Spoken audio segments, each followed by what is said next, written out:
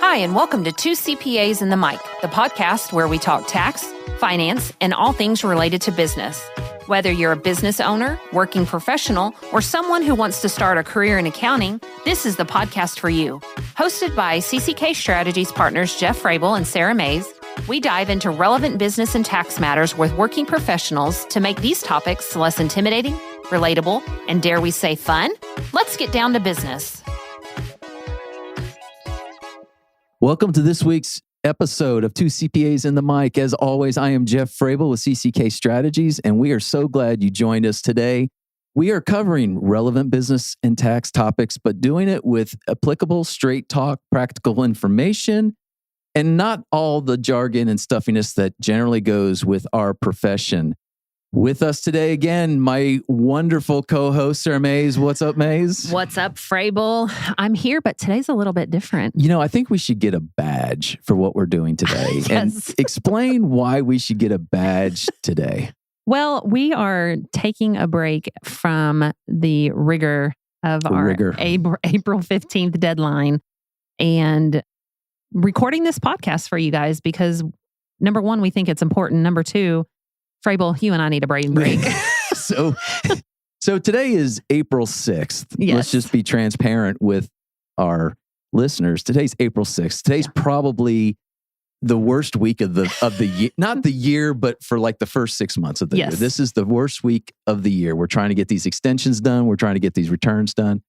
And like you said, we're getting pelted from every side. Yes. And we actually are doing this because we want to take a break today. We want to take a break. But let me just say this. I think Frable, we have to tell our listeners, we kind of secretly love it.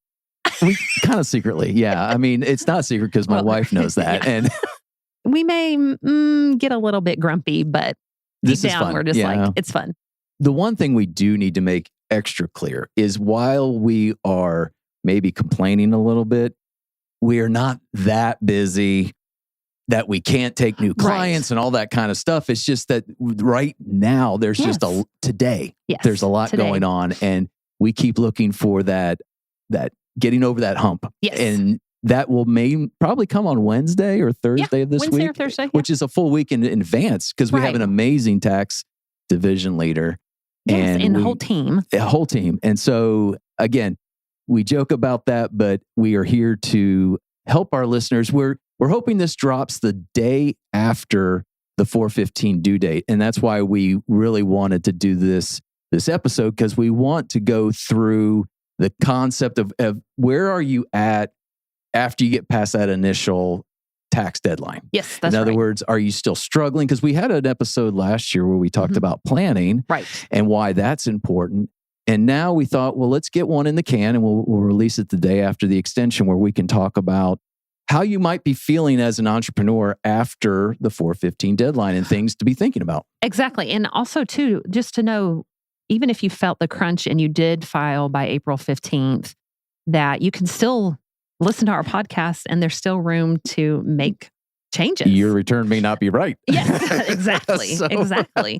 So there's never a wrong time to look at your taxes, even if you've already filed. Yeah. And the other part about that is we do a lot of different episodes where we're talking with entrepreneurs and talking about their journey. Yes. And we do get into some technical things, but we don't get into tax specifically that much. And so this is an opportunity like we did with the One Big Beautiful Bill Act and with year-end planning that we can talk about some of these things. And so if you are an entrepreneur that's lacing up your shoes to go on a walk or a run, you definitely want to stay around because we're going to be talking about the things that your CPA, your tax provider should be talking to you about, using language that they should be using. Yep. If you are in a good spot, everything we're talking about will not surprise you. But if there's things that we surprise you with, then you might want to be thinking about how you change going forward. And so strangely enough, though, Sara, we don't have someone on the mic today. It's just us. It's just us. Christy decided to not be here today. Well, she was doing, her kids had an extended Easter break and she's been up since 3. And so she's taking a break. And besides, we were like, well, Sara and I can just talk to each other and it'll all be good. But even though we're talking to each other, it's going to be fun. Yes, it's going to be, we're going to have the information that you need. And let me give everybody just an idea of where this information comes from and how it germinated. So last week, I agreed to do a tax presentation for a networking group. Right. And so, first of all, I think I say this all the time. I don't know if I say it on this podcast, but I think we just need to get removed from our dialogue. I asked ChatGPT this because we all do it. Right. And so we know where it came from. Right. Pretty much. Right. But in order to kind of make this quicker, I did go to ChatGPT and I said, hey, I'm covering important tax topics that entrepreneurs need to be aware of. But even more importantly, I want an acronym that could be used for my 5 points, because it was like the top 5. And I want 5 good points. And I want it to be an acronym related to the nature of this networking group. Well, this networking group just happened to be having a chili cook-off when I went for that night's meeting, and I was the special speaker. Believe it or not, special. Believe it or not, the acronym that I got from ChatGPT was chili. And I was like, man, where has this been my whole life? I mean, ChatGPT is so awesome. I know it's killing the environment and all that kind of stuff, but and it's not always accurate. It's not, but it's good for yes, it's good for outlines and emails. It is, and the but like. I thought it was so amazing that it came up with this chili acronym. And so we're going to use it today. We're going to have some fun with it, and I hope our listeners are able to take that acronym and apply it going forward. So keep in mind that I'm going to do a spoiler alert here and give the 5 points so that you understand how it relates to chili, because it is not 5 specific tax ideas that go to chili. That's right. It's concepts. So with C, we're going to talk about choosing the right entity. Mm-hmm. With H, we're going to talk about harnessing deductions. With I, we're going to talk about investing intentionally.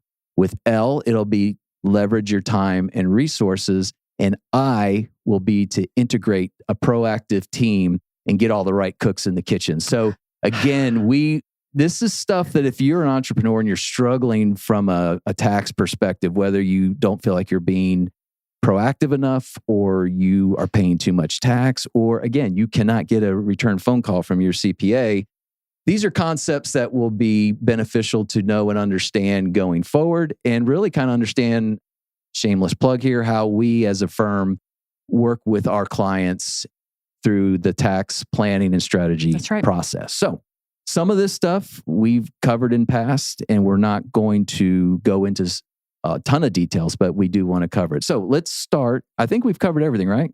Yes, we covered you did Christy, we covered the chili, and, yes. and unfortunately we're not eating chili today. That would be really cool. But right, no. And we're it's back. kind of chilly weather today. Yeah. It was over the weekend a little bit. I was going to say we're back in the studio again today. Yes. Our favorite place. I love being in the studio because the quality of the sound is so much better than Teams. It is. And so Robert heard a clip from our last episode and he was like, Sarah, can you tell the difference? It is night and day. And absolutely. I was like, So if you are one of our listeners and you're like, I can really hear this difference. We can hear it too. Yes. And we, it's a continual work in process. We have an amazing teammate, Clarence Fisher, that helps us through these things. Yes. And I think we mentioned in the last episode that we've got our podcast studio opened up and established. And so we're really excited about that, but that's where we are today. So, yes. All right, let's go. Choose the C in chili, choose the right entity. This is really the foundation of all tax strategy. You want to make sure you are structured the correct way. We had an episode where we went into a whole lot more detail about that last season. But Sarah, just kind of cover at a high level, what are we talking about here when we talk about choosing the right entity? Well, first of all, what is an entity? So an entity is a legal structure on how you have your activity. You know, what if all of your income coming in, all of your expenses going out, and really it kind of is the housing of what you do. And so there's different kinds of entities. And what would they be from? Let's say from the least amount of legal liability to the most in theory. And Okay. you're not an attorney. No, I'm not. Yes. Disclaimer, 100%. So there's a sole proprietor. You've also probably heard of sole prop. That is, there's no legal entity in that at all. And you're just operating under your name.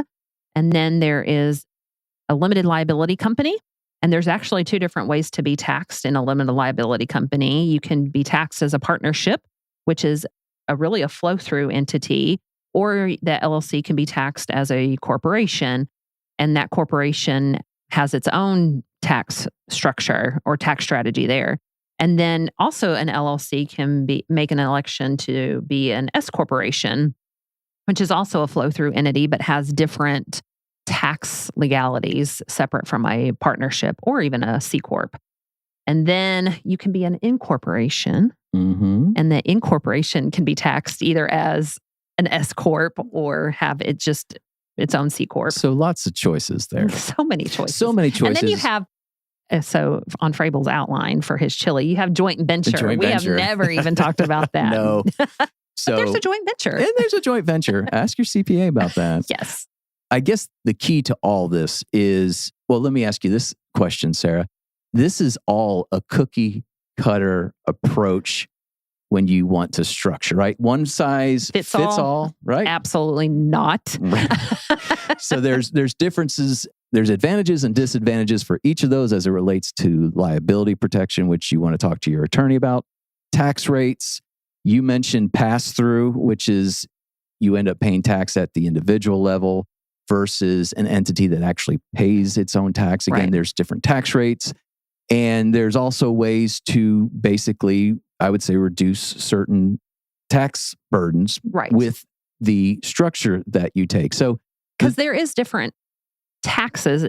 When people say, "Oh, I got to pay my tax," that's you mostly are thinking about the marginal ordinary rates for an individual, right? You know, where you hear about the stair step of I'm in the 24% bracket or I'm in the top 37% bracket. There's also other taxes to consider, not just ordinary income tax rates. So we had a guest, one of our partners, Caleb Caldwell, last year, and he talked about NIL. And I had the privilege of going to see a presentation he did on the campus of Tulsa University last week. And he went into detail with these student athletes about the Social Security tax. Oh, yep. And how if you're employed, you only pay half or you get withheld half. And if you are on your own, if you are self-employed, you pay the whole thing, which is an additional 15.3% up to a certain amount. And then it's 3%.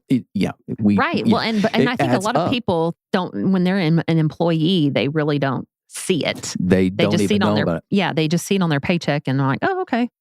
And it just is a huge surprise when people are. It's a huge surprise, and it's somewhat of a hidden tax.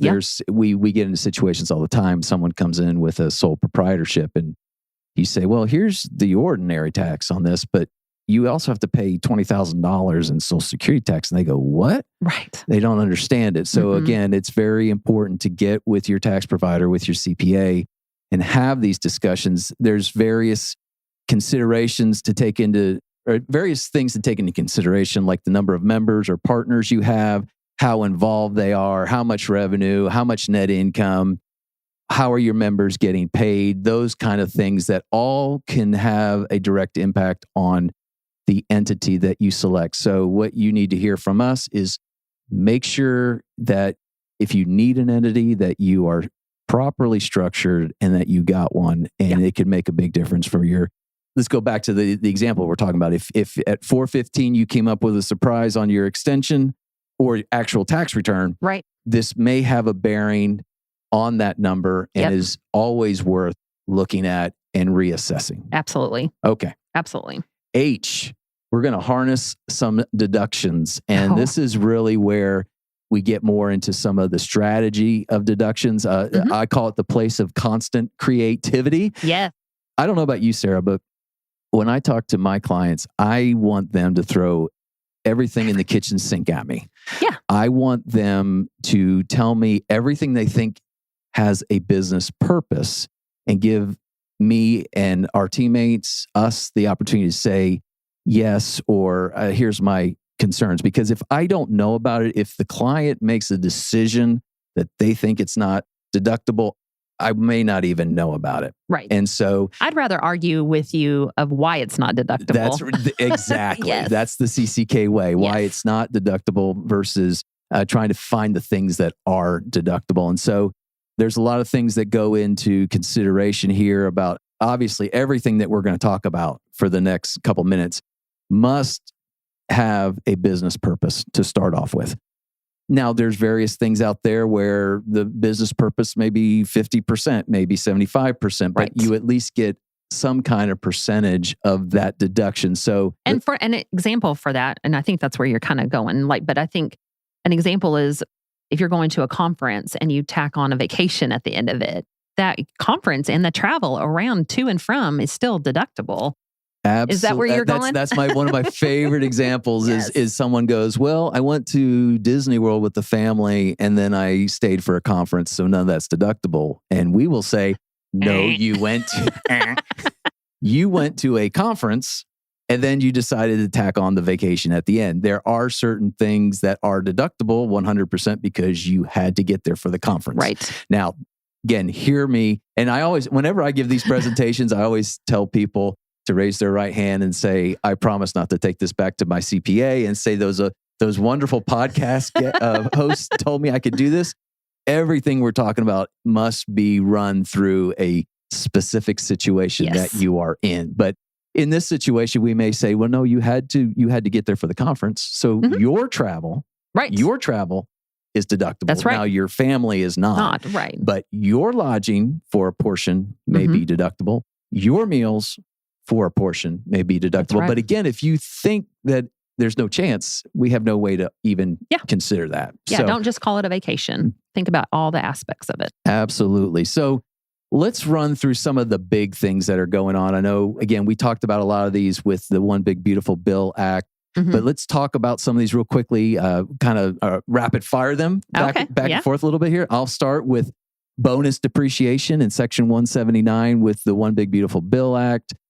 Let me just back up a minute and say, when we did that episode, we were trying to be very timely with the information that we were presenting. Yeah.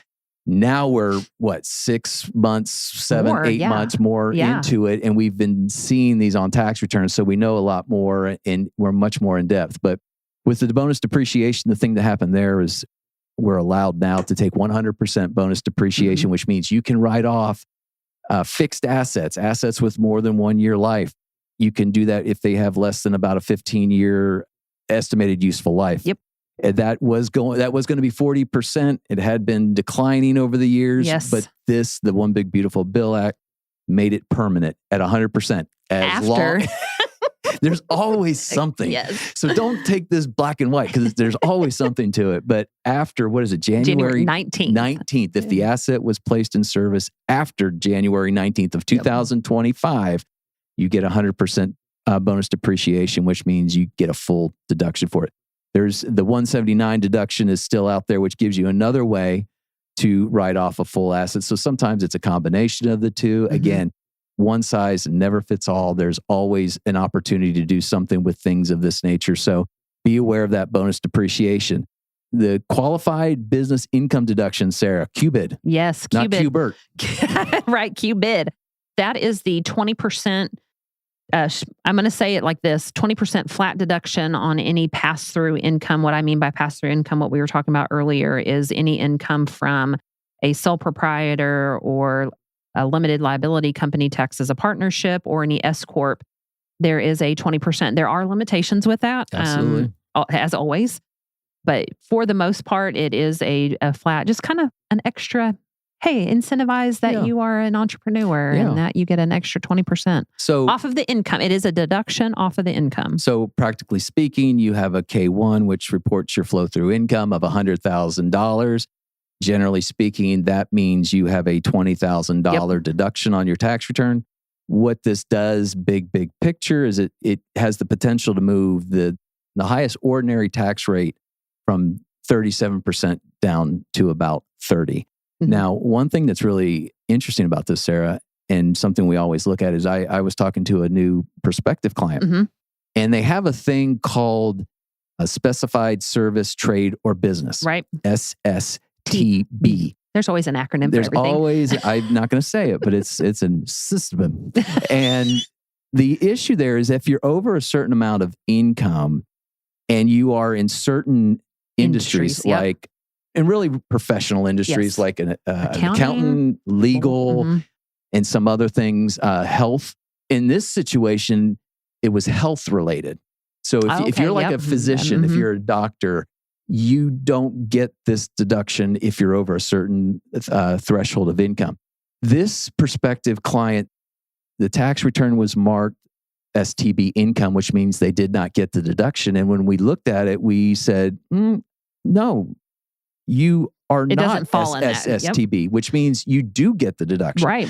So if you think there's an opportunity to argue away or even a portion of your activity.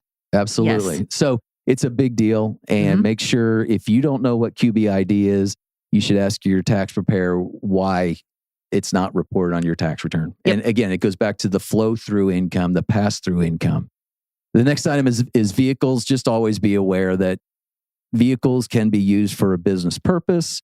And when you put that vehicle in service that first year, you make a decision to take actual expenses, which would be your gas, insurance, everything it takes to operate that vehicle. And the cost of the car. And the cost, including depreciation.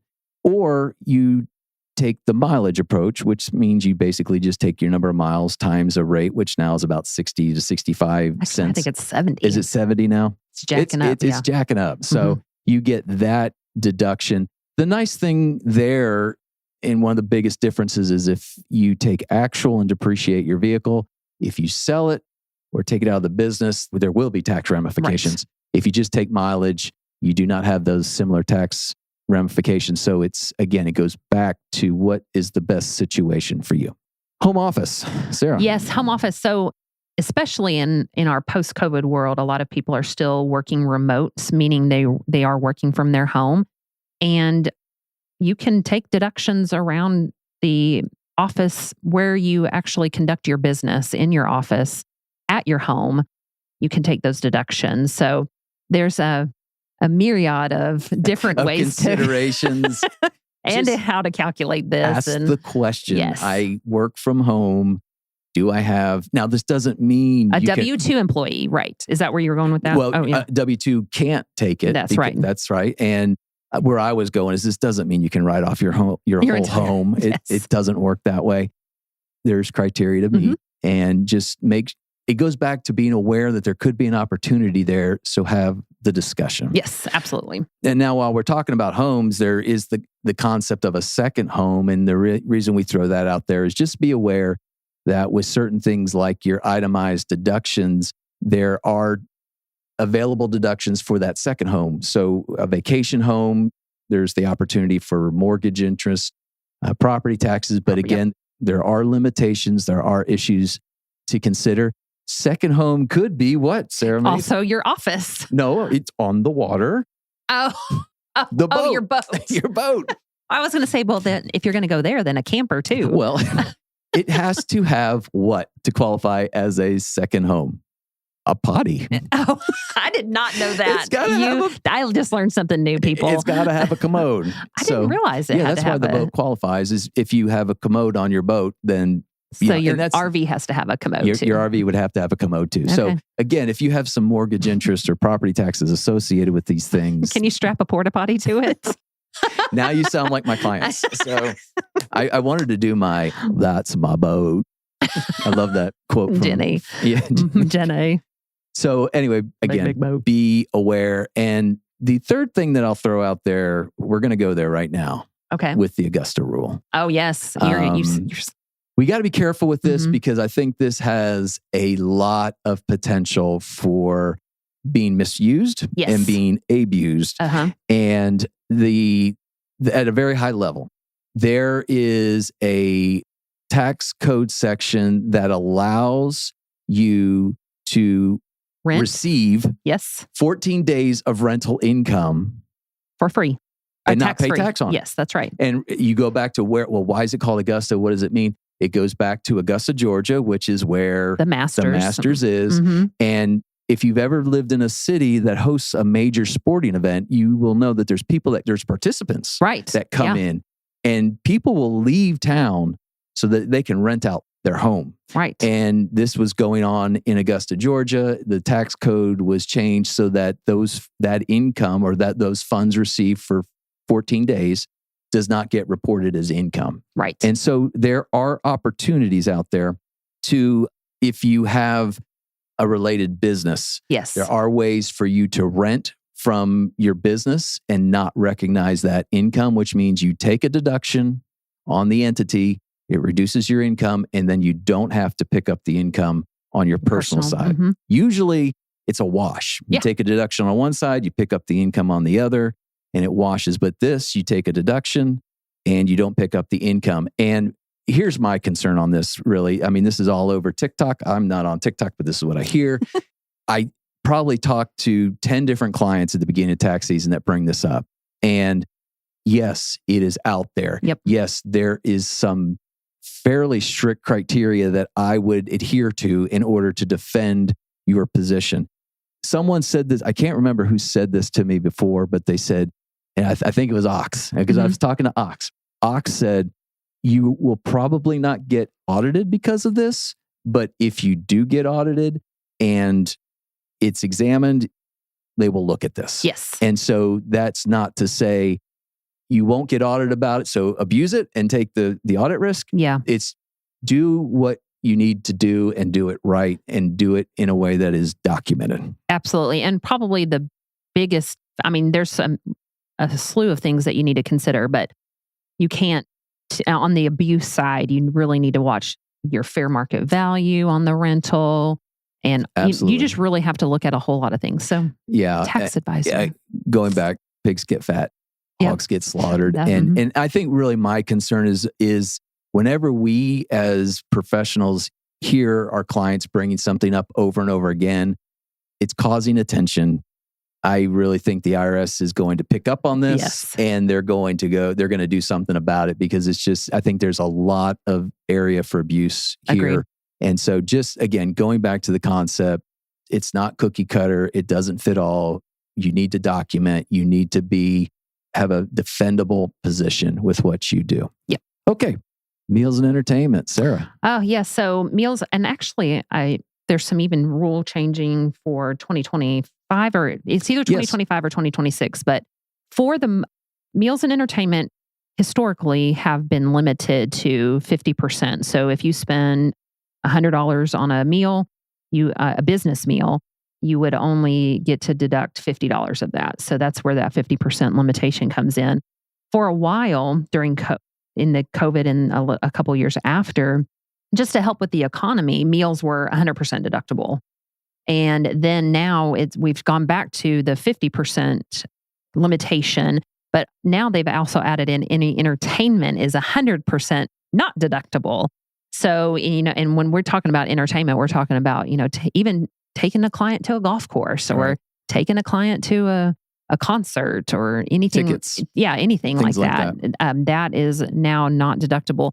But they've also started looking, there's a little bit more limitations for businesses to that if they provide meals on premise, that's not deductible at all. Like the Facebooks of the world that have a cafeteria on site, all that food for cafeteria is not deductible. There was, going back to the COVID era, there were situations that allowed for 100% deduction of meals. Usually it was if you were providing meals for your employees to basically keep them there and things of that nature. And they've kind of cut down on that a little bit recently. There are still opportunities for 100% deduction on meals. Generally, what I would say at a very high level is like a summer company picnic. Yeah. The traditional Christmas company dinner, those kind of things do tend to be 100% deductible, but that has been limited in the past year. And then, like you said, you used to get that 50% deduction for entertainment, but that's been down to zero. So anything, that doesn't mean that, let's say you do take your client to the World Cup. Yeah. The more than likely, again, nothing is ever black and white, but more than likely those tickets are not deductible. Right. But if you buy your client some popcorn at the event, that would be Yes. deductible. Right. If you take your client to dinner beforehand and you have a business purpose for that dinner, there could be that 50% deduction there. But just make sure you understand that entertainment is no longer deductible. Right. And also just to point out too, like if you're buying a package that includes tickets and meals and all those things, don't just give it at face value at, oh, I spent $1,000 on this, so it's all not deductible. Absolutely not. Keep that invoice and we can break it down. Mm-hmm. Break it down. Absolutely. Okay. What we go back to saying the no tax on those changes in the most recent bill. No tax on tips. So if you have tips up to 20, again, this is all subject to income thresholds, generally $150,000 if you're single or $300,000 if you're married filing joint. There's no tax on tips, the first $25,000 of tips. Now, if you and I were married and we both worked in that industry and we both had, that applies to each of us. That's right. We could get up to 50. There's no tax on overtime, meaning up to $12,500 per person. So if you're working overtime, that first $12,500 is not taxable. And the neat thing about this is that you don't have to itemize to get this deduction. It's in like an other activity type of form, and you report this there, and you don't have to itemize to take these deductions. But your employer should give you a breakout of if you had tips and overtime. Actually, my daughter had on her W-2, she had some overtime and it was broken out for her. So if you know you have tips and if you know you have overtime and you don't have that breakout, be sure to ask your employer for that. I would say if you have tips and overtime, you probably will, it's very likely you may have this reduction, not really a deduction, but a reduction of income. Mm-hmm. And also keep in mind, this is 2025 through 2028. So this is one of the things in the One Big Beautiful Bill Act that was not made permanent. It's got a 3-year lifespan to it. The other things that changed or that were added is that we now can get a deduction or a reduction in income. Oh, no, it would be a deduction for the auto interest. Mm-hmm. So if you have a car that was a vehicle that was purchased after, I don't know the exact date. It's sometime in 25. It may be January 1. I'm not exactly sure, but let's say it's 2025. You buy a vehicle, it was assembled in the United States, and you have a loan on it. Mm-hmm. You now have the availability to take a deduction for that interest. That's never been there as long as outside of a potential business expense. But does not have to be business. No. It can be absolutely personal. Personal, yes. Actually, I think most loan providers are actually sending out year-end letters because you have to report your vehicle identification number on the tax return. Okay. Yes. And I think there are some income limits out there too as well. Mm-hmm. So again, if you bought a car in 2025 and you had a loan on it, make sure that you're taking that deduction, and it doesn't have to be business related. And then finally, the charitable contributions.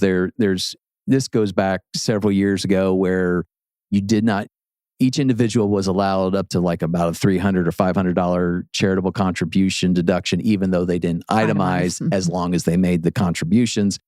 Same thing that's gone into effect here in 2025, only the numbers are a little bit bigger. So be aware that if you are making charitable contributions and you cannot itemize, there is a provision to take some of those deductions in the current year. All right. Those are kind of the biggies. And Sara, this all goes back to making sure that you're paying the right amount of tax. It sounds so silly. It sounds so elementary to say that, but there's just various things to consider. Run through those real quick. What are the top 4 or 5 taxes out there? There is your just an ordinary tax rates, which are those tax brackets that you hear. There's capital gain rates, so that if you have a capital gain or you're paying qualified dividends, there's a lower tax rate that's 15%. There's that self-employment tax that we talked about earlier. That's about 15.3% on your self-employed income. There's the net investment income tax, what you hear people call NII. So if you're over a certain threshold of income and you have interest, dividend, capital gains, or even annuities, that has a special 3.8% tacked onto that. And then There's also, if you have any rental, just making sure that that you're you have that you're avid. Yes. that you're assessing the Social Security tax. Yes. And then if you're actively involved in a business or not actively involved in a business, there's limitations on any losses that you have, and whether you can take it. Right. It all boils down to you want to pay the right amount of tax, you want to be strategic and proactive, but you also want to maintain your documentation because you need to be able to prove these things if there's ever a problem. Okay. That was audit, the A word.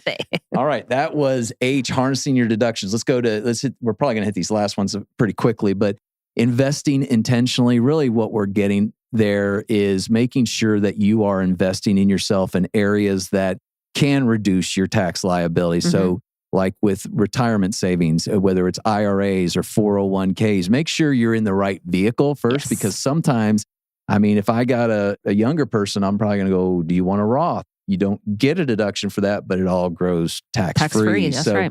Make sure you're putting money, the excess funds that you have in the right spot to get the best tax result possible. So again, those would be retirement options.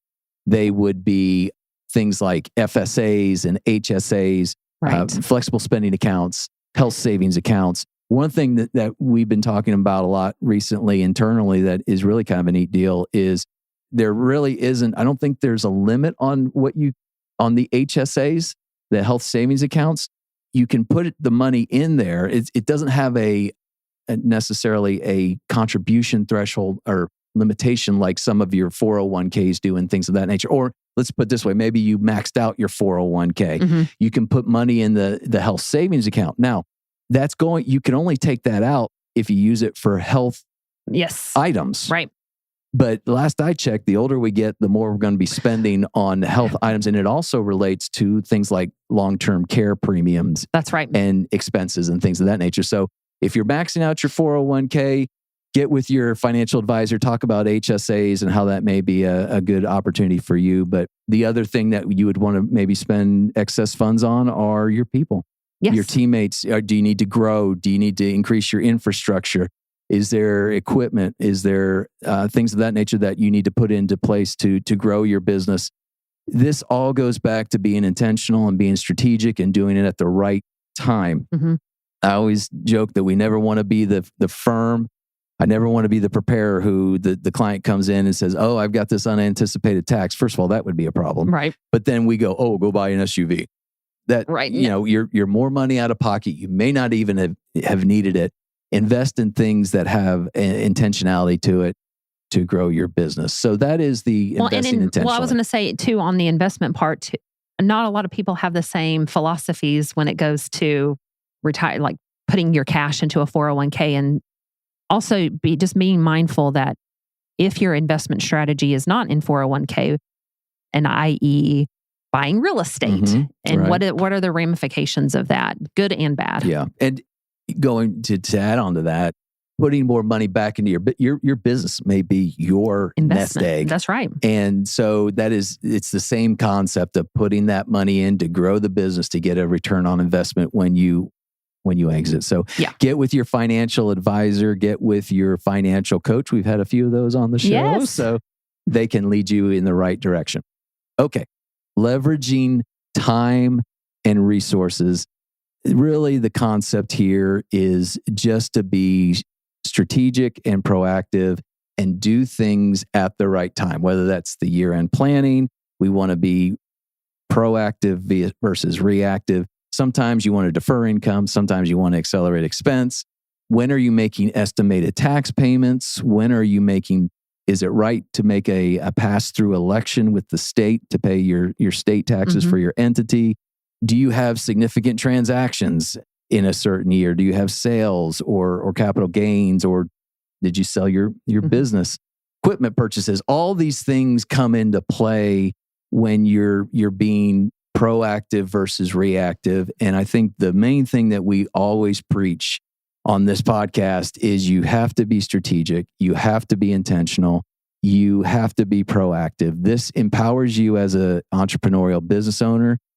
And you may still have to write a big check, but at least you put your head down on your pillow at night knowing that you did everything you can. Yes. And you were not surprised. Don't throw everything into the box all year long and then open that box on March 30th. Absolutely not. Absolutely not. No, that is not a good use of your time or money at all. And so that's probably one of the things I hone in on when I do talk to a prospective client. Like, you need to think about it every day at 365 days of the year. Especially if you own your own business. You have to think about it all the time. Over the weekend, I think we've joked about this before. There are times that I do go back and listen to our podcast, and not really to critique, but just really to listen. And I was listening this weekend to the one last week with Mikey Mangum. Oh, yeah. And he really dropped a significant piece of advice there.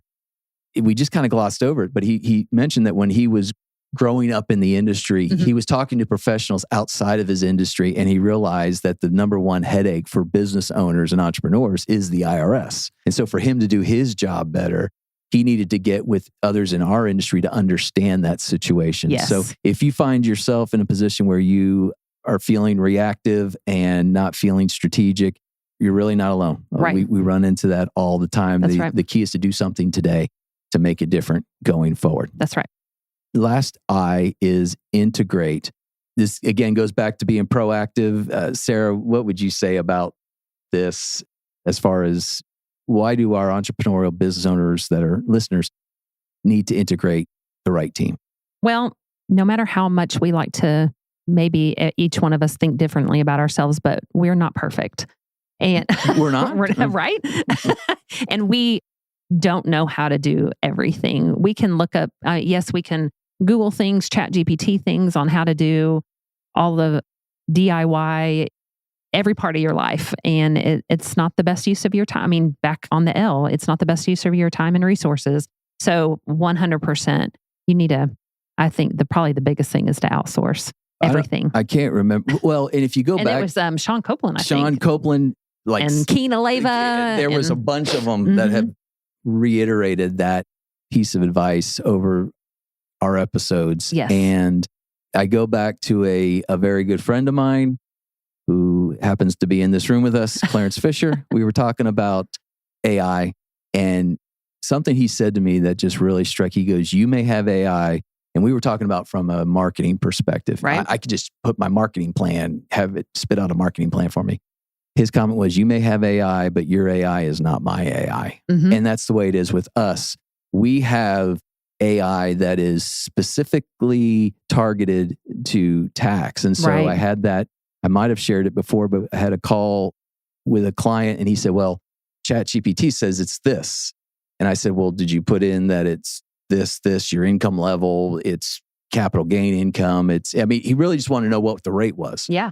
And when I told him it was a little bit more, he's like, well, it says this. I said, well, you didn't take these things into consideration. You didn't take into consideration the NIIT. Right. So that's a great place to start and get an idea, but it's not the end all be all. So have the right people on your team, outsource, feel comfortable. And that goes not just business, but just in your personal life. Oh, right. Mic drop. Yes. Well, that's the chili method. I'm going to write a book on that. And that way I can make lots of money off this acronym.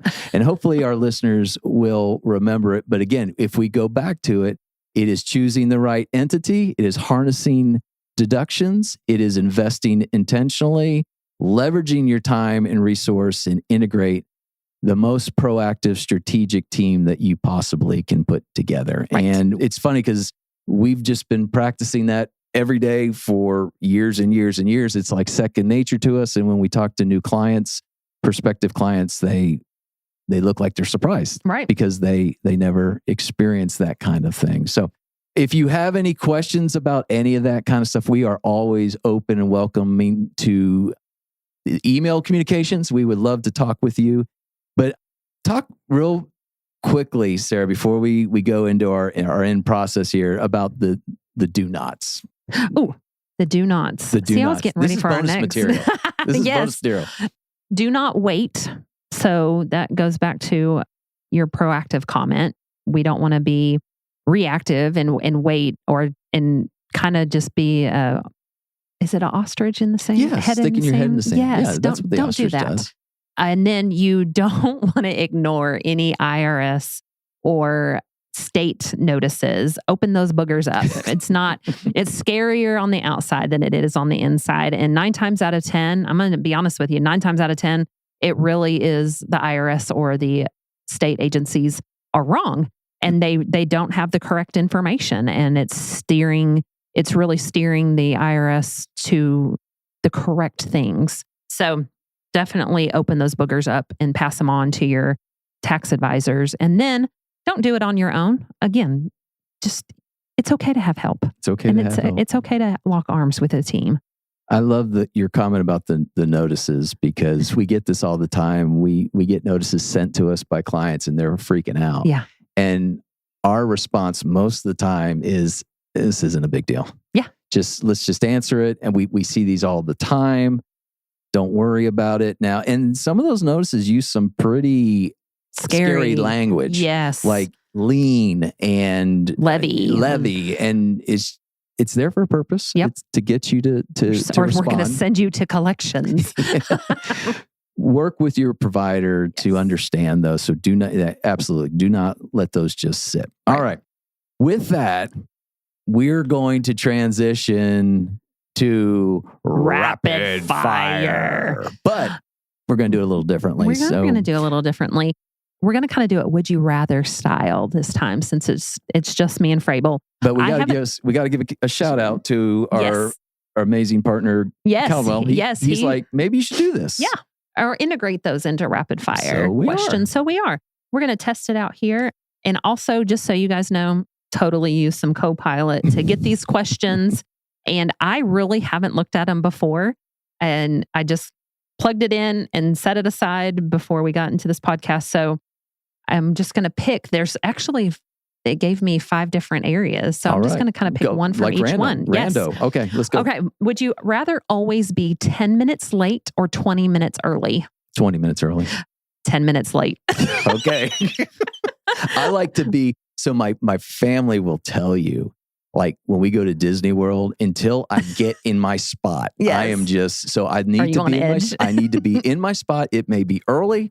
I don't care. That doesn't mean I'm always 20 minutes early, but that's what I would rather do. See, I would not. I don't want the awkward standing around looking at people trying to make small conversation. Well, no, you didn't mention that. If it's a networking event, I am going to be 10 minutes. I'm going to be 20 minutes late, so I don't have to do that kind of stuff. So, yes. Yeah, depends on the situation. Yeah, I guess it does depend. But I do like being late because I like observing what's going on in this, and then I can kind of be in the background and just kind of look around. Well, plus when you always walk into a room, I mean, it just you're right. lights up. That's what my husband says. He's like, you just want everybody to look at you when you walk in. Right. No, I don't want anybody to look at me. But anyway, all right, let's see. Would you rather never have imposter syndrome again or never procrastinate again? I'm going to start to cry on this one. I go to counseling for this stuff. I would rather not have the imposter syndrome again. Okay. I would rather procrastinate. Really? Yeah. I can deal with procrastination. I know I put myself in the wrong spot sometimes, but gosh, imposter syndrome sucks. It does. So, anyway, it does. What about you? Probably, I'm going to go opposite on this too. Procrastinate, because I do procrastinate. I like a deadline, and I wish I didn't have to live by a deadline. I'm talking about in my personal life. Yeah, I get that. Yeah, because if I'm one of those scramblers before anybody comes over to my house, I have probably just freshly mopped before you walked through my door. Okay. Would you rather know exactly how your story ends or not know any of the twists ahead? Oh, I don't know if it means how your story ends. Maybe that's not a good question. Okay, let's go to the next one. See, this is live as we speak. Yeah, we're not perfect. Ooh, I really like this one. This is the next one. Would you rather be remembered for what you built or how you treated people? How you treated people. Same. Yeah, that's pretty. Yeah, that's easy. I think if you work here. Well, I think that if people remembered for how you treated people, it is the result of that is what you built. Ooh, wow, right? That was deep. That was very, because I automatically went to a physical, tangible thing, and you went intangible. Yeah, I did. I did. That's a great question. Yes. And it'd definitely be the way you treat people. Right? Yes. Okay, here's the spicy but safe. Okay, spicy but safe. And I'm going to do 2 questions out of this one. All right. Okay, would you rather be brutally honest or expertly diplomatic? Oh, the diplomatic one. I can't be honest. Well, I can't be brutally honest. Yes. When it's a tough conversation, it's hard for me to. Well, and I see, sometimes I would rather be expertly diplomatic because I think sometimes at least in my tone, it can come off I just want to rude. skirt the truth because difficult conversations are hard for me. I'll admit it. Okay. Would you rather take feedback publicly or praise privately? Feedback publicly or praise privately? Privately. Probably the praise privately. Yeah. I don't have to have it in front of everybody. As long as I hear it. And my wife was laughing. She was hearing this, she'd laugh. Because it's something that you talked about imposter syndrome. Yes. We should have thrown in there the concept of pleasing everybody as well. Yes. But I just need to know that I pleased you. Right. That you were happy with me. Right. I don't need it in front of everybody. Right. So are we on the same page there? Yes, I think, because I don't, I guess it depends on what kind of feedback it is. If it's good feedback, I want everybody to listen to that. I don't want to be. Feedback is praise. That's what. Yes. Okay. That's valid. So. Yeah. So I would rather be praised privately. Yeah. Is that it? Yep. That's it. I could go on for days. I know I could. And these are fun. I think we just need to remind our listeners, the reason we do this is to give our listeners an insight into who we are as individuals and our guests. And so we hope you enjoy that. We'll probably sprinkle some of those in. Those were kind of fun. But with that, we're going to wrap up. As always, again, if you want to email us at podcast@cckcpa.com. That's podcast@cckcpa.com. If you have any questions, comments, insight, public feedback, I guess it'd be private feedback, but let us know. We love email and we want to hear from you. If you have any thoughts on if you got a really cool connection for someone you'd like to hear on this podcast, we would love to reach out to them. Just reach out to us, say hi, let us know. Thank you as always to CCK for just sponsoring us, for giving us the opportunity to use this platform in a different way. We always love to thank KP, even if she's not here, for protecting the brand and keeping us on the straight and narrow. To Robert Mays for our music, our intro and outgo. Do you want to finish this up? Clarence Fisher, Tulsa Internet Marketing Services, you are the bomb. And some of our wonderful administrative teammates, Emily Johansson and Dasha Ferguson, thank you so much for helping us get this on the air and across the finish line. We hope that you enjoyed today's episode, that you learned some things and learned some areas that you should be asking more about. And as always, join us next time as these 2 CPAs get together to have a chat and you get to find out who's on the mic. The information provided on this podcast is for general, informational, and educational purposes only and does not constitute accounting, tax, legal, or financial advice. While we strive to provide accurate and up-to-date information, laws and regulations change and individual circumstances vary. Always consult with a qualified CPA or professional advisor before making any financial or business decisions. The views expressed by the hosts and guests are their own and do not necessarily reflect the opinions of any organizations they are affiliated with. Listening to this podcast does not create a client-accountant relationship. By listening to this podcast, you acknowledge and agree to those terms. And that's a wrap for this episode of 2 CPAs in the Mic. If you found today's episode helpful, please subscribe, share, and leave us a review. Have questions or ideas for a topic? Reach out. We'd love to hear from you. Email us at podcast@cckcpa.com.